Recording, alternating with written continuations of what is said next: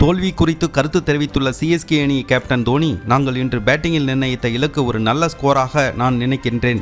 ஏனென்றால் விக்கெட்டுகளை நாங்கள் அதிக அளவு இழந்ததால் கீழ்வரிசை வீரர்களுக்கு கடும் நெருக்கடி ஏற்பட்டது.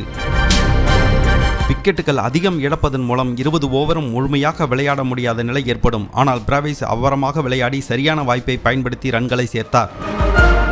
எங்கள் அணியின் ரன் ரேட்டும் நன்றாக தான் இருந்தது.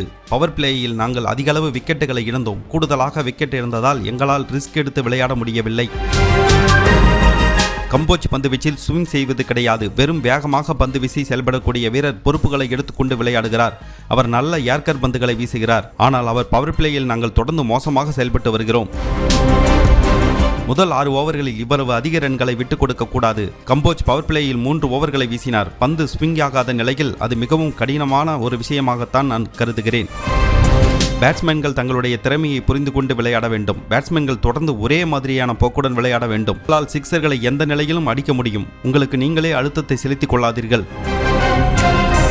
சீனியர் வீரர்கள் மற்றும் பயிற்சியாளர்களிடமிருந்து கற்றுக்கொள்ளுங்கள். விளையாட்டை எப்படி அணுக வேண்டும் என்பதை கற்றுக்கொள்ள வேண்டும். இதுதான் என்னுடைய அறிவுரையாக இளைஞர்களுக்கு சொல்ல விரும்புகிறேன் என்று தோனி கூறியுள்ளார்.